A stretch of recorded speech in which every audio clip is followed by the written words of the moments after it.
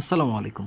আজকের ক্লাসে হলো আমরা সিএসএস কম্বিনেটর নিয়ে আলোচনা করব। সিএসএস কম্বিনেটর দিয়ে আপনি বিভিন্ন এলিমেন্টকে আরও স্পেসিফিকভাবে সিলেক্ট করতে পারবেন। বেসিক্যালি সিএসএস কম্বিনেটর হইলো দুইটা সিলেক্টরের ভিতরে সম্পর্কটা কি সেটা হইলো বোঝায়। তো এটা বোঝার জন্য আমাদের হলো প্যারেন্ট চাইল্ড রিলেশনশিপ নিয়ে একটু জানতে হবে, সিবলিং কি জিনিস সেই জিনিসটা আমাদের একটু জানতে হবে। তো সেগুলো প্রত্যেকটা ব্যাপার নিয়ে আমরা কথা বলবো। তো আমরা ধৈর্য ধরে ব্যাপারটা দেখি, তাহলে আমাদের নলেজ অনেক ইনক্রিজ হবে বলে আমার ধারণা। তো আমাদের সিএসএসে কয় রকমের এইরকম সিলেক্টর আছে বা কম্বিনেটর আছে? মূলত 4 রকমের আছে। একটা হলো জেনারেল সিবলিং সিলেক্টর, আরেকটা হইতেছে অ্যাডজাসেন্ট সিবলিং সিলেক্টর, একটা হলো চাইল্ড সিলেক্টর এবং আরেকটা হলো ডিসেন্ডেন্ট সিলেক্টর। ওকে, এই জিনিসগুলো বোঝার আগে চলেন আমরা একটু বুঝে আসি যে প্যারেন্ট, চাইল্ড, সিবলিং এই জিনিসগুলো কি, এইগুলো আসলে এইচটিএমএল সিএসএসে কেমনে আসে, এই জিনিসটা আমরা চলেন আগে একটু জানে আসি। এই ডকুমেন্টে আপনি যদি নোটিস করেন, আমরা খুবই সিম্পল একটা এইচটিএমএল ডকুমেন্ট নিয়েছি। আপনাদের এই প্রত্যেকটা ফাইল হলো আমি গিটহাব লিঙ্ক আমার এখানে কমেন্ট করে দিয়ে দিব। আপনারা চাইলে গিটহাব থেকে এই কোডগুলো এখান থেকে ডাউনলোড করতে পারবেন, নিজের মতো করে দেখতে পারবেন। আচ্ছা, তো এইখানে বিষয়টা যেটা হইতেছে যে দেখেন, এখানে প্রথমে আমরা একটা সেকশন নিছি এবং এই সেকশনটার ক্লাস দিছি হলো দাদা। ওকে, তো এখন আপনি দেখেন যে দাদার তার ভিতরে হলো আরেকটা ডিব নিছি, এইটার নাম দিছি হলো আমরা ক্লাস দিছি বাবা। কেন? কারণ মূলত এই যে দাদা, এইটার চাইল্ড হইতেছে কি, দাদার চাইল্ড কি হয়? বাবা হয়। দ্যাটস ওয়াই এইটার যে চাইল্ড এই ডিব, এইটা বুঝাইতে আমরা এটার ক্লাস দিছি হলো বাবা। তো আবার বাবার যেগুলো ছেলে মেয়ে হবে ধরলাম সেগুলো আমরা ক্লাস দিছি হলো ভাই। দেখেন এরা সেম লেভেলে আছে, তাই না? এই তিনটা কিন্তু, এই চারটা যেখানে আছে, তিনটা H1 এবং একটা ডিব সেম লেভেলে আছে, এই জন্য আমরা এটাকে সেম ক্লাস দিছি যে ভাই। এখন দেখেন এই ভাইয়ের একটা ডিপ ছিল, তার ভিতরে আবার একটা H1 আমরা নিছি। তো এইটা কিন্তু, এটার আমরা কি ক্লাস দিছি যে ভাইয়ের ছেলে। তার মানে আপনি যদি একটু নোটিস করে দেখেন, এই ভাইয়ের ছেলের প্যারেন্টকে ভাই, তাহলে ভাইয়ের প্যারেন্টকে বাবা, বাবার প্যারেন্টকে দাদা। তো এইভাবে প্রত্যেকটা আমরা যদি এই দেখেন এখানে চিহ্নটা আছে, আমি যদি চাই যে পুরো দাদার ভিতরে সবাই, এখন যদি আমরা একটু এক্সপ্যান্ড করি, আপনি যদি শুধুমাত্র যে বাবাটা কলাপস করার চেষ্টা করেন, তাহলে দেখেন দাদা আর বাবা এই দুটার রিলেশনটা আপনি হয়তো এখন বুঝতে পারতেছেন যে যখনই আপনি একটা এলিমেন্টের ভিতরে আরেকটা এলিমেন্টকে ইনক্লুড করতেছেন, তখন বেসিক্যালি আপনি একটা চাইল্ড অ্যাড করতেছেন। আর সেম লেভেলের সমস্ত চাইল্ডগুলা সিবলিং বা ভাই ব্রাদার, ঠিক আছে? তাহলে আমি যদি এখন লেভেলিংয়ের কথা বলি, তাহলে কিন্তু সবচেয়ে উপরের দিকে দেখেন আমাদের একদম বডি, এই বডির চাইল্ডই কিন্তু বাকি সবগুলা, তাই না? তো ইভেন এই H1ও কিন্তু এই বডিরই একটা চাইল্ড, এবং খুব স্পেসিফিকভাবে বলতে গেলে এই ডিভের ডিরেক্ট চাইল্ড হইতেছে H1। তো আমরা সেম লেভেলে যারা থাকবে তাদেরকে আমরা বলবো হলো সিবলিংস। আর যদি একটা এলিমেন্টের ভিতরে আমরা আরেকটা এলিমেন্টকে লিখি, তখন সেই এলিমেন্টটাকে বলবো চাইল্ড, আর যার ভিতরে লিখবো সেটাকে বলবো হলো আমরা প্যারেন্ট। এখন প্যারেন্টেরও কিন্তু গ্র্যান্ড প্যারেন্ট থাকতে পারে, চাইল্ডের কিন্তু আবার গ্র্যান্ড চাইল্ডও থাকতে পারে। এই জিনিসটা কিন্তু আমরা বুঝতে পারি। ইভেন আমরা চাইলে এখানে আমরা একটা স্প্যান যদি নিতাম, আমরা যদি এখানে স্প্যান লিখতাম, এই স্প্যান এর ভিতরে যদি আমরা কিছু লিখি, এইটাও কিন্তু আমাদের এই H1 ভাইয়ের ছেলের চাইল্ড হয়ে গেল। আমাদের এই কনসেপ্টটা বুঝতে হবে, যখন একটা এলিমেন্টের ভিতরে আরেকটা এলিমেন্টকে অ্যাড করবেন তখন সেটা তার চাইল্ড হয়ে যায়। ওকে, তো I hope child, parent, siblings এই কনসেপ্টগুলো আপনি বুঝতে পারছেন। এখন তাহলে আমরা কথা বলতে পারি হলো জেনারেল সিবলিং সিলেক্টর, যেটা এটা নিয়ে আপনার একটু ট্রি স্ট্রাকচার এখানে ফলো করা উচিত, এখানে বোঝা উচিত। এখানে দেখেন তো মূলত ঘটছেটা কি, এখানে আলটিমেট বডি ছিল, এই বডির ভিতরে সেম লেভেলে সিবলিং আকারে দেখেন একটা H1 আছে, একটা P আছে, একটা ডিভ আছে, একটা P আছে, আবার আরও একটা P আছে, এবং এই ডিবের ভিতরে আবার আরেকটা P নিচ্ছে। এইভাবে এই স্ট্রাকচারটা বিল্ড আপ করা হয়েছে।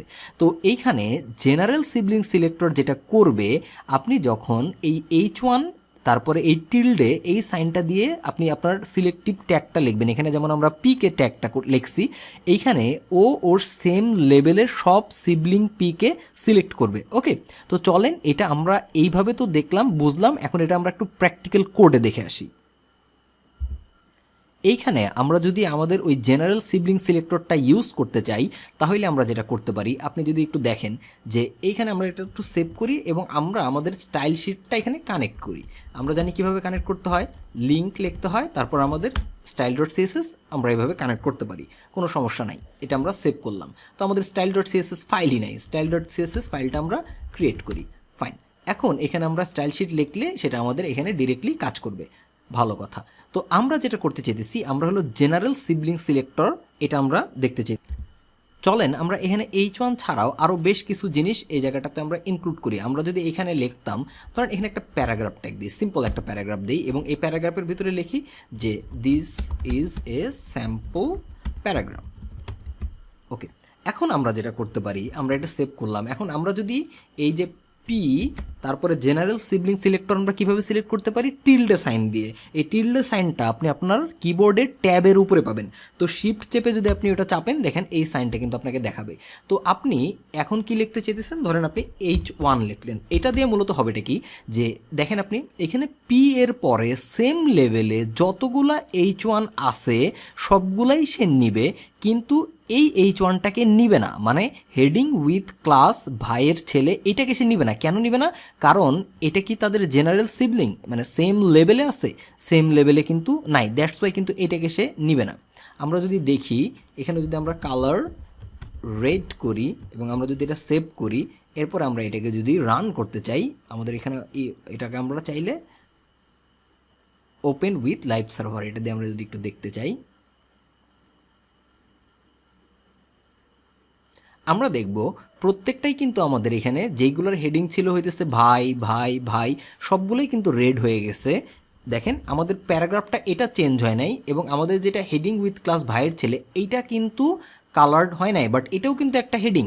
কেন হয় নাই? কারণ আমরা যেটা বলছিলাম এখানে দেখেন যে যখন আপনি পি তারপরে ওই টিল্ডে সাইন দিয়ে H1 দিবেন, তখন ও সেম লেভেলের সবগুলাকে নিবে। এখন দেখেন এই H1 এই H1 এই H1 এই তিনটেই কিন্তু ওর সেম লেভেলে আছে, তার মানে ওরা এই বাবার ডিরেক্ট চাইল্ড। কিন্তু এই H1টা কিন্তু আবার ডিরেক্ট সেম লেভেলে নাই, ওরা আবার এক ধাপ ছোট। এই H1টা কিন্তু টেকনিক্যালি ওদের যেতে বয়সে এক ধাপ ছোট, যদি আমরা ওই অনুযায়ী বোঝার স্বার্থে বলি। দ্যাটস ওয়াই এটাকে কিন্তু সে সিলেক্ট করে নাই। তাহলে এই জেনারেল সিবলিং সিলেক্টরের ক্ষেত্রে আমাদের যেটা মনে রাখতে হবে, আমাদের এই সিলেক্টরটার সময় যেটাকে আপনি সিলেক্ট করতে চাইতেছেন সেটা সেম লেভেলে থাকতে হবে। ওকে, যদি সেম লেভেলে এখানে আমরা আরও একটা H1 লিখতাম এবং আমরা লিখি যে আরও একটা H1, এখন যদি এটাকে সেভ করি, এটাও কিন্তু কালার রেড হয়ে যাবে। কেন হয়ে যাবে? কারণ এইটা কিন্তু পি এর সাথে সেম লেভেলে আছে, বাট এই H1টা সেম লেভেলে নাই। তো আমরা যদি এটা একটু রান করে দেখতে চাই, এখানে দেখেন আরও একটা H1, এটাও কিন্তু আমাদের লাল হয়ে গেছে, কিন্তু এই নিচেরটা হয় নাই। সো আই হোপ এই জিনিসটা আপনারা বুঝতে পারছেন। তাহলে চলেন আমরা আমাদের নেক্সট সিলেক্টর যেটা সেটা নিয়ে কথা বলি। এখন আমরা কথা বলবো হলো এই অ্যাডজাসেন্ট সিবলিং সিলেক্টর যেটা, এইটা যেটা করবে যে দেখেন এখানে বডি আছে এবং বডির নিচে এখানে একই লেভেলে H1 আছে, পি আছে, আবার একটা ডিব আছে, আবার পি আছে, আবার পি আছে, মানে সবগুলো একই লেভেলে। মানে বডির পরে পরপর প্রথমে একটা H1 নেওয়া হয়েছে, তারপর একটা পি নেওয়া হয়েছে, তারপর একটা পি নেওয়া হয়েছে, ডিব পি পি, মানে কারো ভিতরে কিন্তু কিছু নেওয়া হয়নি, সবগুলাই ডিরেক্টলি সবার প্যারেন্ট হইতেছে বডি হইতেছে ডিরেক্ট প্যারেন্ট সবার। তো এদের আর কারো কোনো চাইল্ডও নাই, কিছু নেই, এরা সবাই সেম লেভেলে আছে। এখন পি প্লাস পি দিলে ওটা যেটা করবে যে ও খুঁজবে যে ইমিডিয়েট পরে ওই সেম আছে কিনা, যে পি প্লাস পি মানে প্রথমেও একটা পি দেখবে এবং ওই পি এর পরে ইমিডিয়েট পরেরটা সে খেয়াল করবে। ইমিডিয়েট ছাড়া সে কিন্তু অন্য কোনোটাকে আর সিলেক্ট করবে না। ওকে, এমন হইতে হবে যে প্রথম সিলেক্টরটা সে ধরবে এবং তারপরে সে সাথে সাথে যদি মানে একই লেভেলে সাথেই যদি আরেকটা থাকে, তখন শুধুমাত্র সেটাকে সে গ্রহণ করবে, ওইটাকে সে স্টাইল অ্যাপ্লাই করবে। তো চলেন এটা আমরা একটু কোডে প্র্যাকটিক্যালি দেখে আসি। এখানে আমরা যদি ওই অ্যাডজাসেন্ট সিবলিং সিলেক্টর যেটা এটা ইউজ করতে চাই, আমরা ধরেন পি লেখি প্রথমে। এখন এইভাবে যেহেতু এটা লিখছি, এটার কালারটা রেড করছি, ভালো কথা। এটা আপাতত আমরা একটু কমেন্ট আউট করে রাখি, ওটা থাক। এখন আমরা এখানে পি লিখলাম, তারপরে একটা প্লাস সাইন দিলাম এবং এরপরে H1 লিখলাম। এইটা দ্বারা কি হবে এই জিনিসটা আগে আমি কোডে রান করে দেখার আগে একটু আমার মতো করে আমি ভাইবে নেই, দেখি মেলে কিনা। তো এইটার আমি কালার মনে করে দেব রেড। এখন এটা যদি আমি সেভ করি, তো আলটিমেটলি এ করবে কি, প্রথমে দেখবে যে পি, আচ্ছা কোথায় পি আছে, সে খুঁজে পাইলো যে এখানে একটা পি আছে। এই পি এর ইমিডিয়েট পরে যে H1 থাকবে শুধুমাত্র সেইটাকেই সে নিবে। তাহলে এটার যেটা আমরা এখানে লিখে দিতে পারি যে অনলি এটার কালার রেড হওয়ার কথা। এখন যদি আমি সেভ করি, তাহলে শুধুমাত্র আমার এই H1টা, কারণ এটা তো ইমিডিয়েট সেম লেভেলে আছে এবং এটার একদম অ্যাডজাসেন্ট মানে পরের এলিমেন্টই H1, শুধুমাত্র সেইটার ক্ষেত্রেই এটা কাজ করবে। আদারওয়াইজ এই যে H1 যে নিচে দুইটা আছে বা এইটা আছে এইগুলোর ক্ষেত্রে কিন্তু সে কাজ করবে না। দেখি তো তাই হয়েছে কিনা, আমরা ব্রাউজার যদি ওপেন করে দেখি যে ইয়েস অনলি এটার কালারটাই রেড হওয়ার কথা, আর কোনোটাই কিন্তু আমাদের রেড হয় নাই। এখন আপনি যদি এইখানে আরেকটা পি লিখতেন, জাস্ট পি ট্যাগ দিতেন, দেখেন ইন্টারেস্টিং কতটা, পি এর ভিতরে কিন্তু কোনো এলিমেন্ট আপনি দেন নাই, জাস্ট পি লিখছেন, একটা পি ট্যাগ লিখছেন, ব্ল্যাঙ্ক এমটি পি ট্যাগ। এটা যদি আপনি সেভ করেন তাহলে এটা কি হেডিং উইথ ক্লাস ভাইয়ের ছেলে, এটাও রেড হয়ে যাওয়ার কথা। দেখেন এটাও রেড হয়ে গেছে, কারণ প্রথমত সে আগে পি খুঁজছে এবং পি এর পরে দেখছে কোথাও ইমিডিয়েটলি H1 আছে কিনা, যেখানে ইমিডিয়েট H1 সে পাইছে সেটাকেই সেখানে লিখছে। আচ্ছা, এখানে যেমন আমি প্রত্যেকটাতে ট্যাগ সিলেক্টর ইউজ করছি, আপনি কিন্তু ট্যাগ সিলেক্টর ছাড়া যদি আপনি ডিরেক্ট ক্লাস ইউজ করতে চাইতেন তাহলেও হইতো। যেমন এখানে ধরেন আমি একটা ক্লাস লিখলাম, যে ক্লাস লিখলাম যে মাই পি, সাপোজ আমি এরকম একটা দিলাম নাম।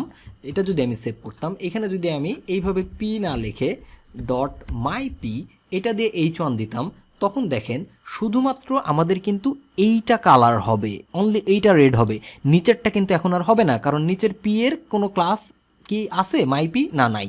আমরা এখন ডিরেক্ট ক্লাস সিলেক্টর দিয়ে করছি। আমরা যদি এটা সেভ করি, আমরা আমাদের ব্রাউজারে যদি একটু দেখতে চাই, ইয়েস অনলি এটার কালারই রেড হওয়ার কথা, ওইটা কিন্তু হয় নাই। বাট যখনই আপনি এই ক্লাসটারও এই পিটারও একটা ক্লাস দিয়ে দিবেন যে মাই পি, এবং কন্টেন্ট আছে কি না আছে এটা বড় কথা না। এখন যদি আমি এটা আবার দেখি যে ইয়েস এটাও কিন্তু আমার রেড হয়ে গেছে। সো অ্যাডজাসেন্ট সিবলিং সিলেক্টর যেটা, আই হোপ এটা আপনি বুঝতে পারছেন। তাহলে চলেন আমরা আমাদের স্লাইড আবার ব্যাক করি। এইবার আমরা দেখব চাইল্ড সিলেক্টর। চাইল্ড সিলেক্টর হইতেছে কি, কন্ডিশনটা কি, যে আপনি যেটাকে প্রথমে সিলেক্ট করবেন এটার পরে যখন আপনি এই অ্যাঙ্গেল ব্র্যাকেট দিবেন, তার মানে তার ডিরেক্ট যদি চাইল্ড হয় তাহলে কাজ করবে, ডিরেক্ট চাইল্ড না হইলে কিন্তু সে কাজ করবে না। তাহলে চলেন দেখি ডিরেক্ট চাইল্ড হইলে কিভাবে কাজ করে, সেটা আমরা একটু দেখি যে চাইল্ড সিলেক্টরের ক্ষেত্রে কি কি ব্যাপারটা ঘটে। এইখানে মনে করেন হলো আমরা এই ক্লাসটাকে ধরবো, এই যে বাবা নামে যে ক্লাসটা আছে এইটাকে ধরবো, এবং এইটার ডিরেক্ট যে H1গুলো আছে আমরা সেইটাকে কালার করতে চাইতেছি। তাহলে আমরা তখন কি করব, এইটা আপাতত একটু কমেন্ট আউট করে দেই, এবং আমরা যেটা করব যে বাবা এই ক্লাসটাকে ধরলাম এবং এখানে আমরা H1 লিখলাম, তারপর এটার কালার করে দেবো হইতেছে রেড। এটা আমরা যদি এখন সেভ করি, এখন আমরা আগে বোঝার চেষ্টা করি যে দেখেন এটা হলো ক্লাস, আমরা বলছিলাম যে ডিরেক্ট চাইল্ড হইতে হবে। তো এইখানে কিন্তু টেকনিক্যালি এই যে ভাইয়ের ছেলে এও কিন্তু এটার একটা চাইল্ড, কারণ এটা হলো গ্র্যান্ড প্যারেন্ট অবস্থা আছে। দেখেন এই H1টা আছে কার ভিতরে, ভাইয়ের ভিতরে, আবার এই ভাই আবার আছে বাবার ভিতরে।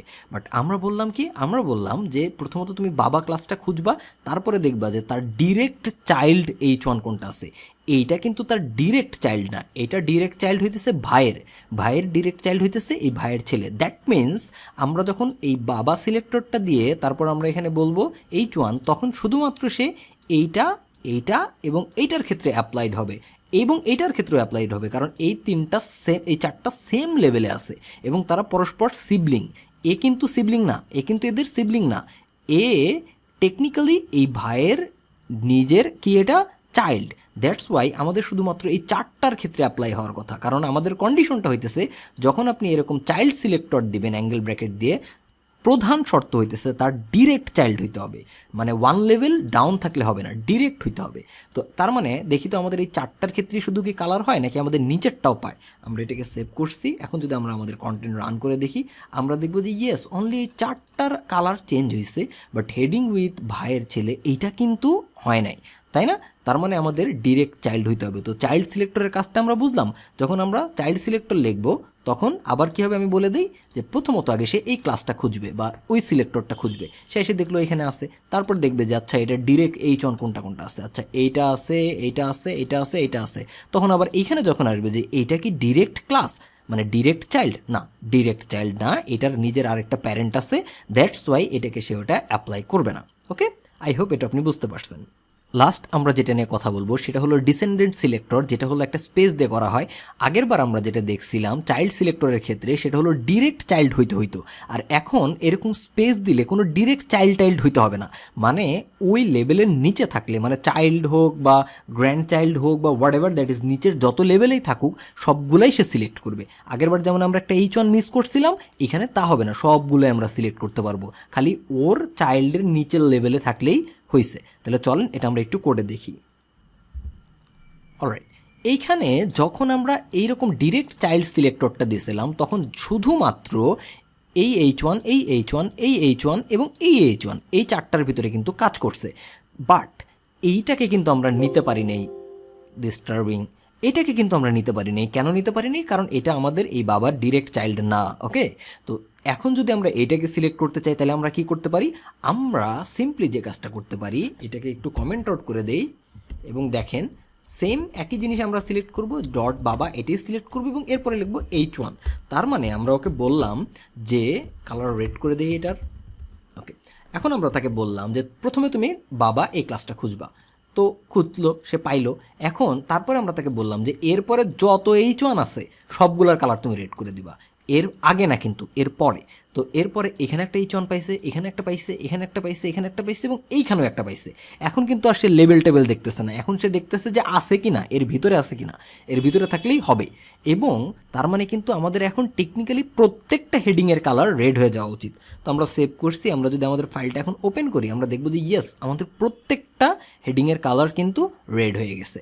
খুবই সিম্পল। আই হোপ আপনারা কম্বিনেটরের যে কনসেপ্টটা এটা বুঝতে পারছেন এবং এই কম্বিনেটরের দামে স্পেসিফিক যে কোনো এলিমেন্টকে আপনি সিলেক্ট করতে পারবেন। ওকে, তো এই কনসেপ্টগুলো যদি আপনি বুঝে থাকেন তাহলে আমরা নেক্সট দিন যেটা আলোচনা করব সেটা হইতেছে সিএসএস স্পেসিফিসিটি। তো আপনাদের জন্য যেটা হোমওয়ার্ক থাকবে সেটা হইতেছে স্পেসিফিসিটি নিয়ে আপনারা পড়বেন এবং যদি কোনো ভালো রিসোর্স থাকে তাহলে সেটা আমাদের কমেন্ট সেকশনে জানাবেন। ওকে, আর আপনি এটা কিভাবে প্র্যাকটিস করলেন, আপনি এটা কিভাবে দেখতেছেন, এই সিএসএস কম্বিনেটর নিয়ে আপনার কোনো প্রশ্ন আছে কিনা সেগুলো আপনি আমাদের জানাইতে পারবেন। তো টিল দেন ভালো থাকবেন সবাই, টাটা।